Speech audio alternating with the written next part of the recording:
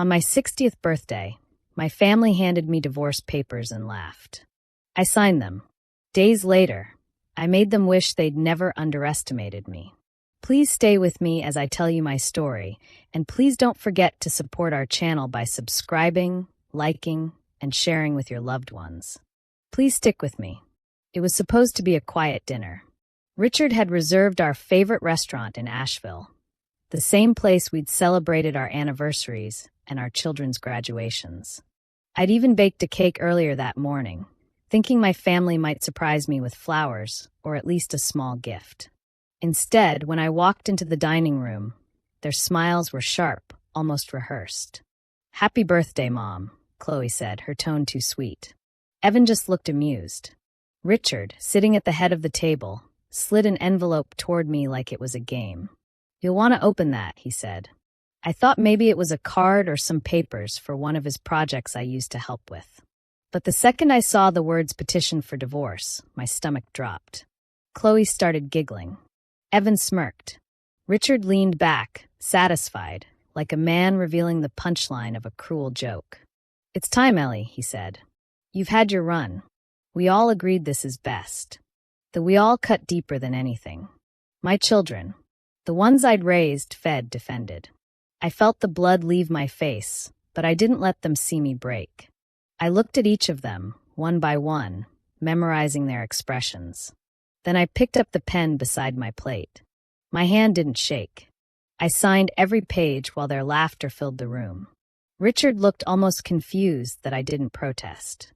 I stood, tucked the papers neatly back in the envelope, and said, "Fine. I'll sign." Then I walked out.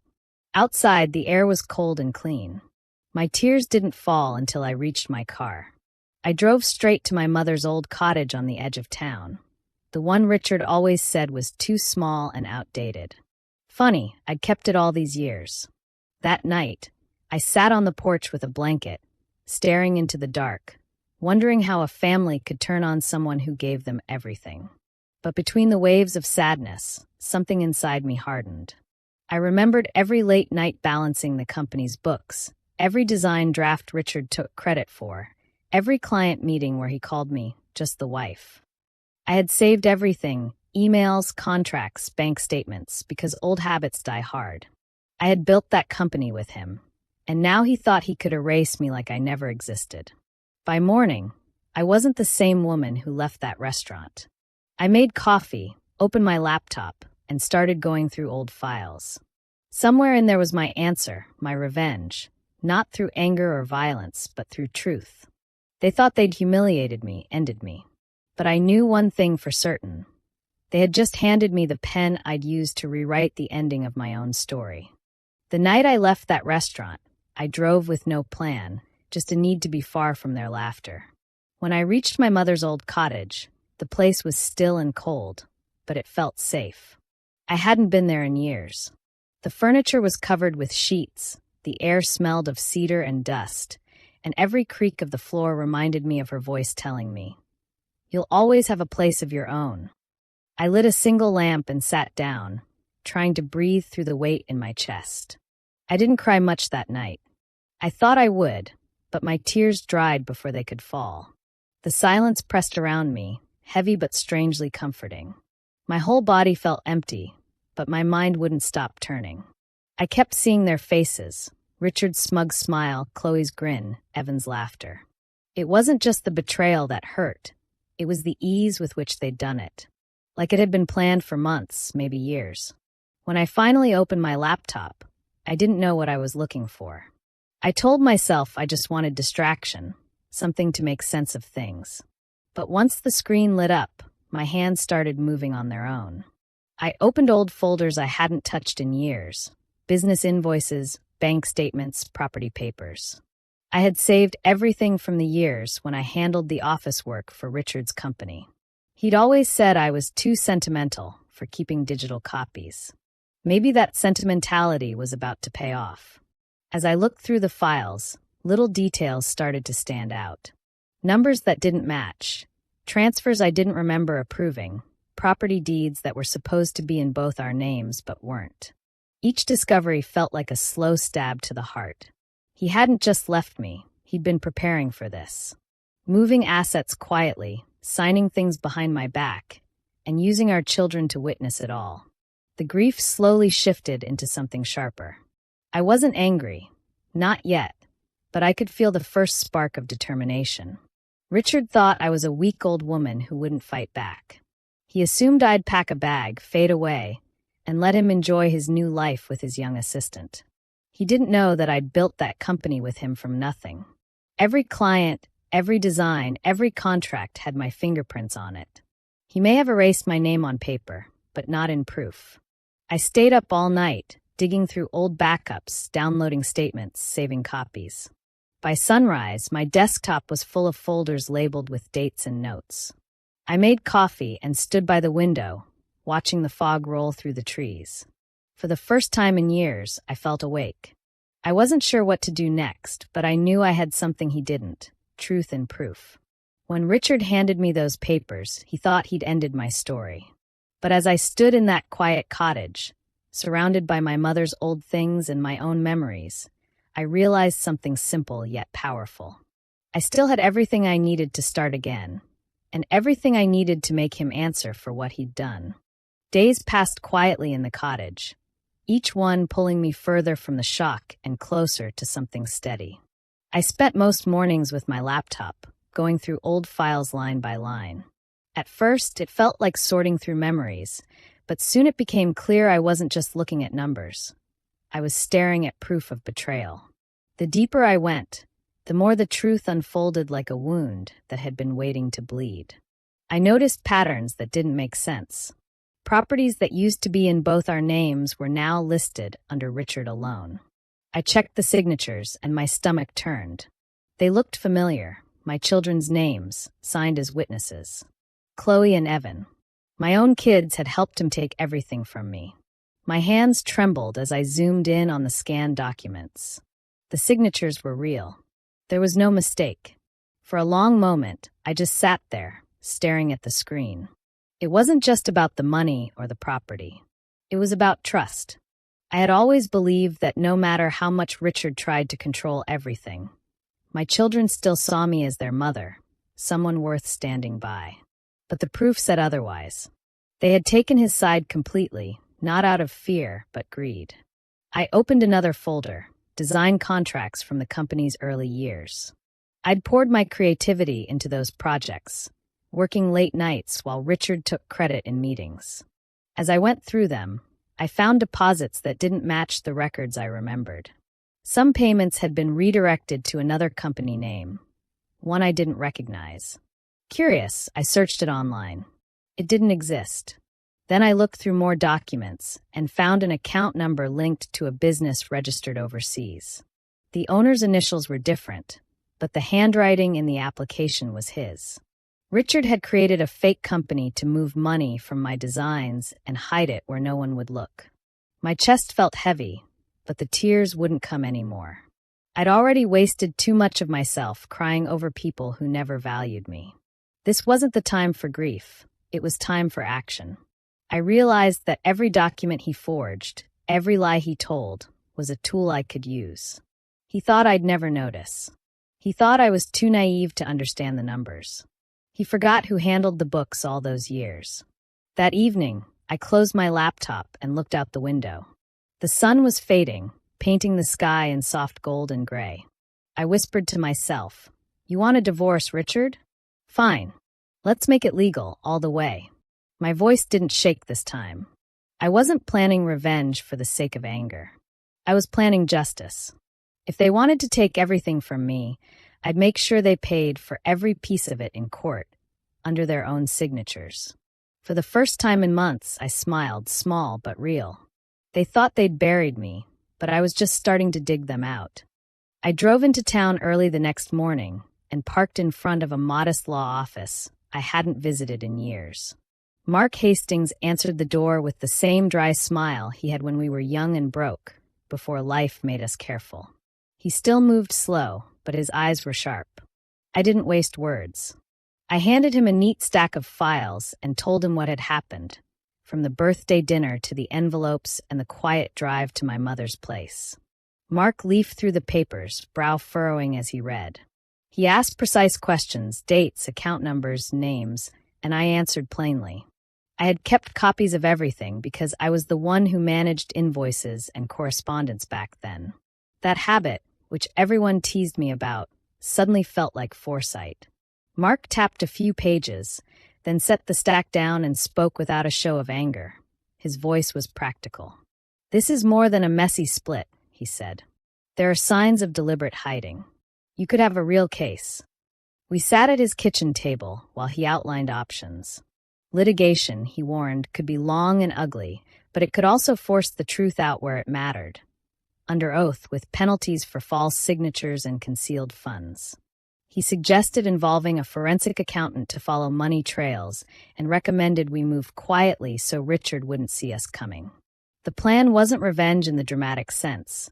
It was a careful, legal unraveling of what had been done behind closed doors. I liked the quietness of Mark's approach. He didn't suggest grand gestures or public calls to shame anyone. He wanted evidence gathered correctly, subpoenas prepared, and motions timed so they hit when the opposition least expected them. He would draft papers, consult with experts, and file when the time was right. I would keep living in the cottage, let Richard think I was broken and gone, and let him act free and careless. If he assumed I had disappeared, he'd keep making mistakes. That was our advantage. Before I left Mark's place, we agreed on small steps. First, a forensic accountant would be asked to review the files I brought.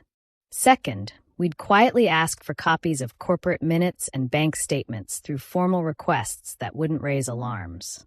Third, Mark would prepare a confidential demand letter as a warning, but only to be sent when we had everything lined up.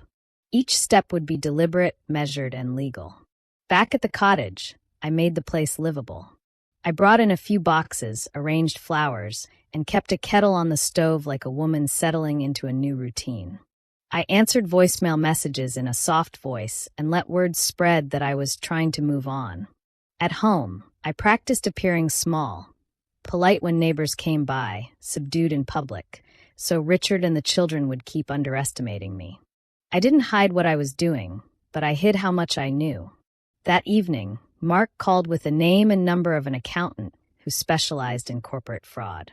He sounded confident without being boastful. "We'll follow the money," he said. The plan felt right because it relied on facts, not fury. I went to bed that night with a steady mind. For the first time since the papers were handed to me, I felt like I was inside the driver's seat. I had allies who knew the law, and I had patience. Now it was only a matter of time before the truth caught up with them. A few days later, news reached me through a neighbor that Richard had moved his new assistant, Dana, into our house. She was young, confident, and perfectly at ease in the place I once called home. Chloe had posted a photo online of the three of them standing in front of the house, smiling with the caption, "New Beginnings." Evan had left a comment filled with laughing emojis. It was clear they wanted me to see it. I looked at the photo once, then closed my phone. Their happiness didn't hurt me the way I thought it would. It only made me calmer. Richard's lawyer called the next morning. His tone was smooth and cold, the kind of voice that hides behind fake sympathy. He said Richard wanted to settle things quickly, and asked if I needed help understanding the paperwork. I told him softly that I wasn't very familiar with legal terms and that I'd get back to him soon. I let him think I was confused. He sounded pleased by my hesitation. When we hung up, I almost smiled. Every word I said was part of the act. While I played the helpless ex-wife, Mark worked quietly in the background. He had found a retired tax investigator willing to help trace Richard's financial moves. Together, they uncovered irregular payments and accounts that didn't appear on the official records. I learned about contracts signed under false names, invoices never reported, and funds that somehow disappeared just before the divorce papers were served. Every piece of information was saved and logged. We weren't rushing. Mark wanted it airtight before taking it anywhere near court. I went about my days keeping the act alive. When people from town stopped by, I talked gently about how I was trying to find peace. I even thanked Richard's lawyer for his kindness in offering to handle the sale of certain assets. He probably thought I was broken and grateful. It worked to my advantage. The quieter I stayed, the more careless they became. Richard stopped hiding his new relationship. Chloe and Evan posted about their father's success and how he finally had freedom. Each post, each careless comment, became evidence of what they truly valued. At night, I would sit on the porch with a notebook and list every small clue we found. I didn't think of revenge anymore. I thought of preparation. There was something freeing about not reacting to every insult, about keeping still while others exposed themselves. My calmness made them underestimate me completely. They saw weakness where there was only patience. When Mark updated me on the progress one evening, he sounded almost excited. "It's all falling into place," he said. "They're making it too easy." I thanked him and hung up, staring at the fading sky. I had learned something about power. It's quiet, not loud. I didn't need to shout or threaten anyone. I only needed to wait and let the truth grow roots. They believed they had won, but I knew the storm was just beginning, and I would be the one standing when it passed. I decided it was time to face them. The plan had to look innocent, something that would make them lower their guard. I called Chloe first and told her I wanted to have lunch with her and Evan. My voice was soft, shaky even, like someone tired of fighting. She agreed right away and promised to bring her brother. I could almost hear the satisfaction in her tone, as if she believed I was finally giving up. That was exactly what I wanted her to think. The restaurant I chose was small and quiet, a place where I used to take them when they were kids. When they walked in, they looked polished and comfortable. Chloe hugged me lightly and smiled in that polite way people do when they think they've already won. Evan pulled out a chair for himself and started scrolling through his phone. They didn't ask how I was doing, and I didn't expect them to. "I've had time to think," I began, keeping my voice low. "I don't want more conflict. I just want peace." Their faces relaxed immediately. I told them I was ready to move on, that I accepted the divorce and wanted to make things simple for everyone. I said I'd sign over whatever share I still had in the company so they could focus on helping their father. They exchanged quick glances, surprised but pleased. "That's the right thing to do, Mom," Chloe said. "It's better for everyone." Evan nodded in agreement. I pulled out a folder from my purse, papers neatly clipped together. "These are just acknowledgments," I said gently. "Mark helped me prepare them.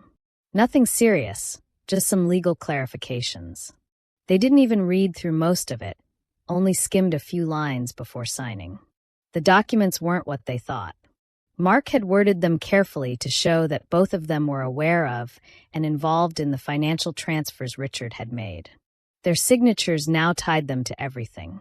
As they signed the last page, Chloe leaned back with a satisfied look. "I'm glad you're finally seeing reason, Mom," she said. I smiled faintly and thanked them for coming. I paid for the meal before they could protest, and when I stood up to leave, I told them I needed some rest.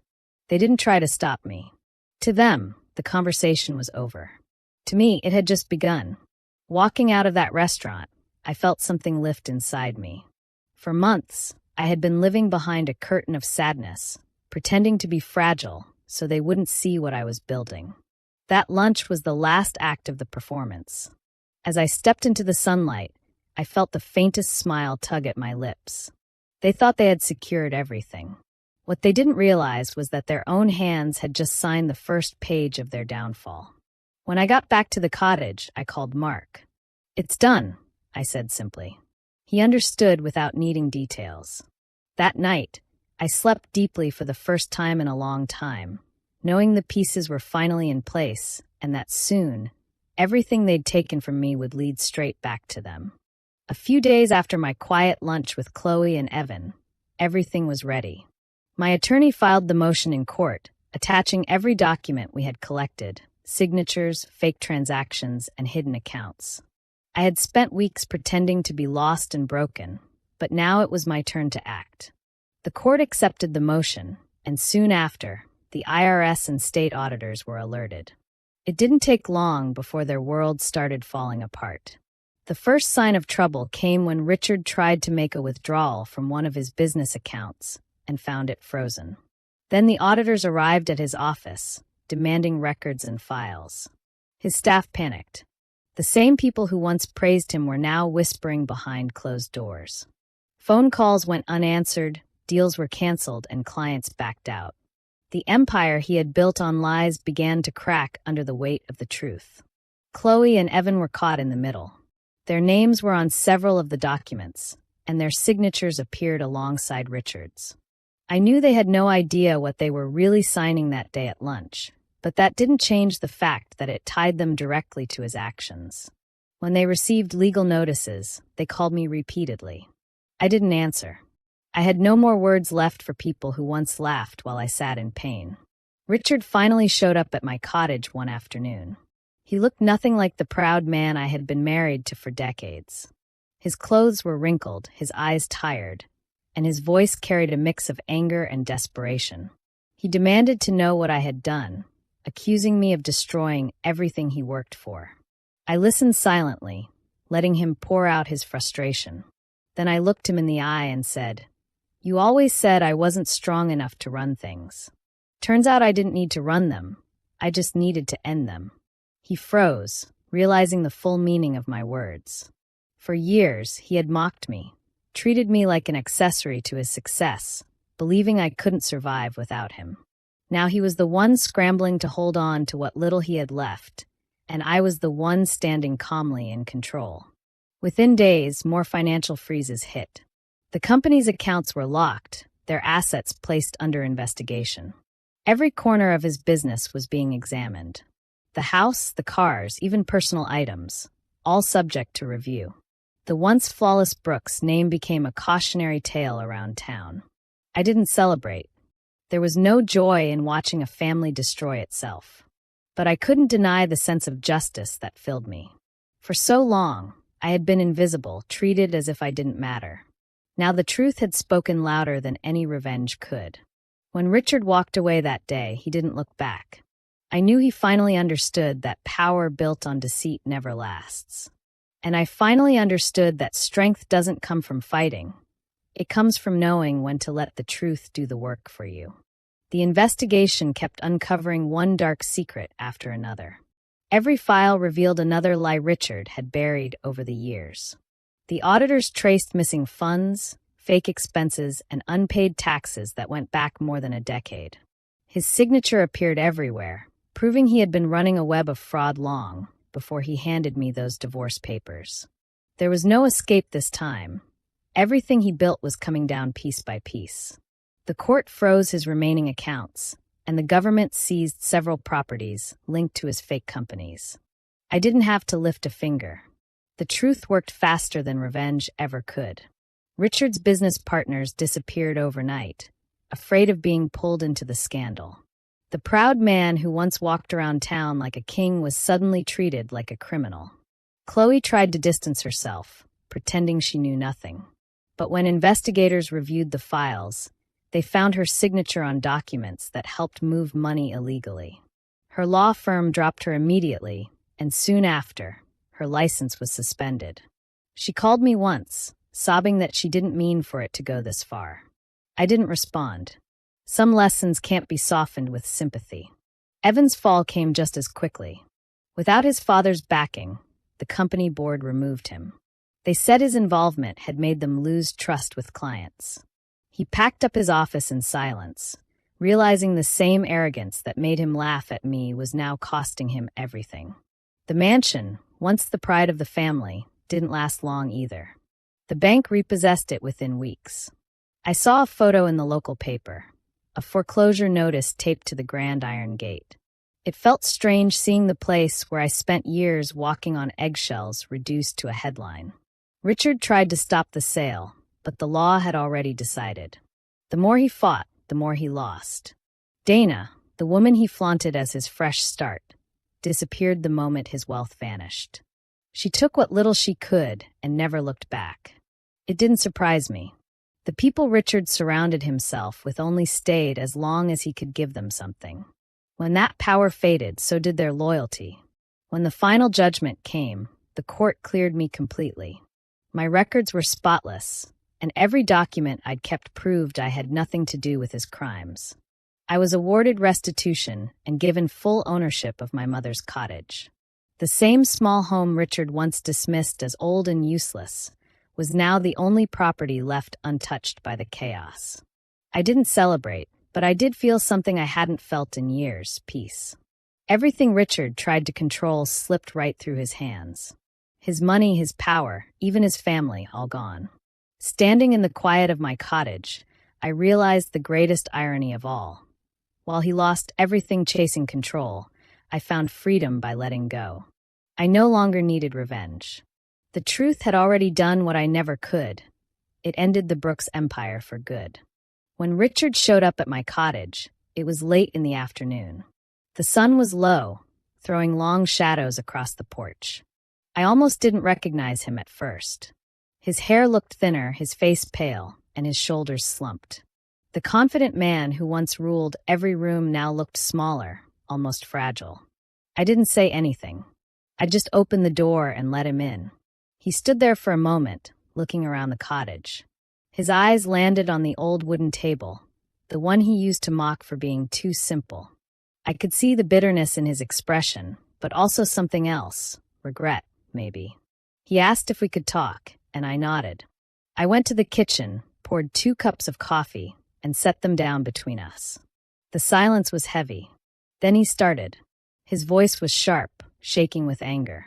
He said I'd destroyed everything, that I'd humiliated him in front of everyone, that I'd turned our children against him. I let him talk. I didn't defend myself. I didn't interrupt. I'd waited years for him to finally run out of words. He slammed his hand on the table and shouted, "You ruined my life, Ellie." That was the moment I looked him straight in the eye. My voice was calm, steady.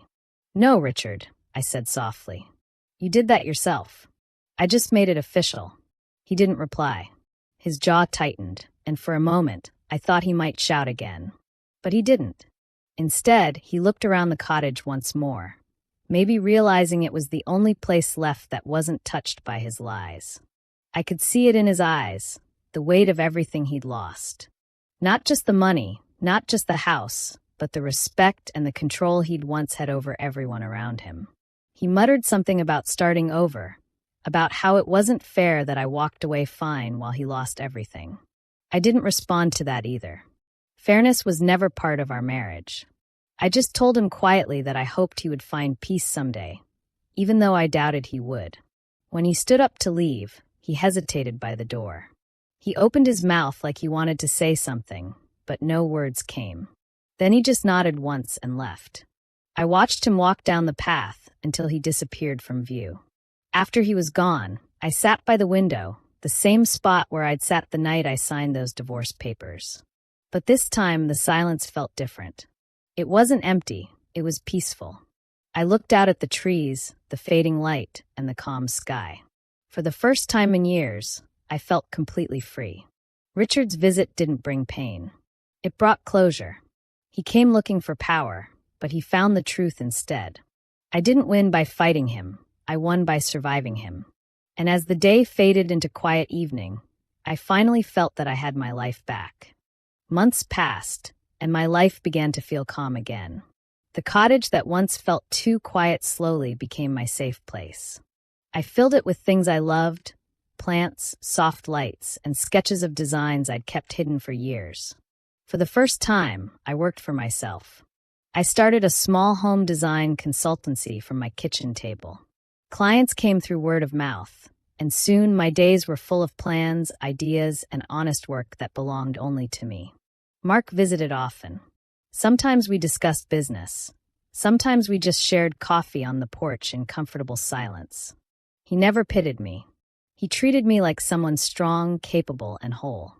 There was an ease between us that didn't need words. I didn't expect love at this stage in life, but I felt companionship, something I'd never truly had before. I didn't hear much from Chloe or Evan. I knew they were struggling, trying to rebuild what they'd lost, but I didn't reach out. I'd forgiven them quietly, not for their sake, but for mine.